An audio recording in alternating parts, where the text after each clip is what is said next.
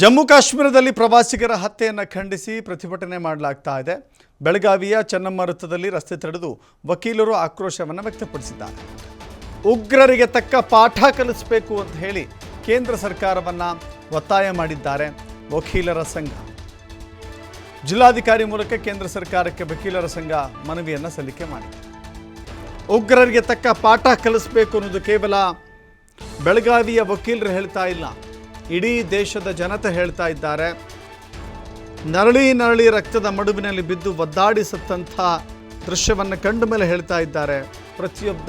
ಪ್ರತಿಯೊಬ್ಬರ ರಕ್ತ ಕುದೀತಾ ಇದೆ, ಆಕ್ರೋಶ ಹೆಚ್ಚಾಗ್ತಾ ಇದೆ. ಉಗ್ರರು ಸಿಕ್ಕರೆ ಜನರೇ ಅವರನ್ನು ಕೊಚ್ಚಾಕ್ತಾರೇನೋ ಅನ್ನೋ ಮಟ್ಟಿಗೆ ರೋಷಾವೇಶ ಇದೆ. ಈ ಸಂದರ್ಭದಲ್ಲಿ ಬೆಳಗಾವಿಯಲ್ಲಿ ವಕೀಲರು ಈ ಘಟನೆಯನ್ನು ಖಂಡಿಸಿ ಪ್ರತಿಭಟನೆ ಮಾಡಿದ್ದಾರೆ. ಕೇಂದ್ರ ಸರ್ಕಾರಕ್ಕೆ ಮನವಿಯನ್ನು ಸಲ್ಲಿಕೆ ಮಾಡಿದ್ದಾರೆ ಜಿಲ್ಲಾಧಿಕಾರಿಗಳ ಮೂಲಕ.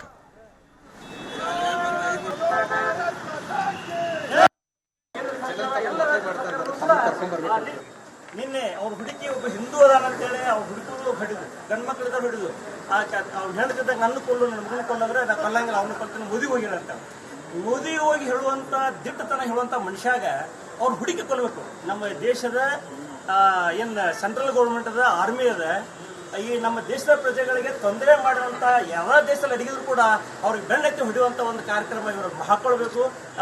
ಅಮೆರಿಕ ಮತ್ತು ಇಸ್ರೇಲ್ ಇಂಥ ದೇಶಗಳು ಅವರ ಸಿಟಿಜನ್ಗೆ ಹೆಂಗೆ ಸಂರಕ್ಷಣೆ ಕೊಡ್ತಾರೆ, ಭಾರತೀಯ ಜನರಿಗೆ ಹಿಂದೂಗಳಿಗೆ ಕೇಂದ್ರ ಸರ್ಕಾರ ಸಂಪೂರ್ಣವಾದಂತ ಒಂದು ಸಹಕಾರವನ್ನು ಕೊಡಬೇಕು. ಅದು ಹುಡುಕಿ ಅಂತ ಹುಡುಕಿ ಕೊಲ್ಲತ್ತಾರ. ಈ ಹಿಂದೂ ಯಾರದಾರ ಹುಡುಕೊಂಡ ಅದು ಅಮಾಯಕ ಜನರನ್ನ ಕೊಲ್ಲತ್ತಿದ್ದಾರೆ. ಇದ್ರ ವಿರುದ್ಧ ನಾವು ಕೇಂದ್ರ ಸರ್ಕಾರಕ್ಕೆ ಒಂದು ಮನವಿ ಇದೆ, ಪ್ರಧಾನಮಂತ್ರಿಗಳಿಗೆ ಮನವಿ ಇದೆ. ಅವರು ಸ್ಟ್ರಾಂಗ್ ಆಗಿ ಆಕ್ಷನ್ ತಗೋಬೇಕು. ಬರೀ ಮಾತಾಡೋದು ಬೇಡ, ಅವ್ರು ಮಾತಾಡೋದಿಲ್ಲ ಎದ್ರ ಬಗ್ಗೆ, ಆದ್ರೆ ಏನು ಮಾತಾಡಿದ್ರೆ ಆ ಎಲ್ಲ ಉಗ್ರವಾದಕ್ಕೆ TRS ಅಂತ ಉಗ್ರವಾದಕ್ಕೆ ಧರ್ಮ ಇರಲ್ಲ, ಹೇಳೋದಿಲ್ಲ. ಉಗ್ರವಾದಕ್ಕೆ ಧರ್ಮ ಇರಲ್ಲ. ಆದ್ರೆ ಇದ್ರ ಕಠಿಣ ಕ್ರಮ ತಗೊಳ್ಳಿಕ್ಕೆ ಅಲ್ಲಿನ ರಾಜ್ಯ ಸರ್ಕಾರಕ್ಕೂ ಹಾಗೂ ಕೇಂದ್ರ ಸರ್ಕಾರಕ್ಕೂ ನಮ್ಮಿಂದ ಯಾವ ರೀತಿಯ ಮನವಿ ಕೊಡ್ಲಿಕ್ಕೆ ಆಗುತ್ತೆ ಅದು ಕೊಡ್ತೇವೆ ಸರ್. ಅವ್ರು ಏನ್ ಮಾಡ್ತಿದಾರೆ, ಐಡೆಂಟಿಫೈ ಮಾಡ್ತಾರ ಧರ್ಮ ಇರಲ್ಲ. ಧರ್ಮ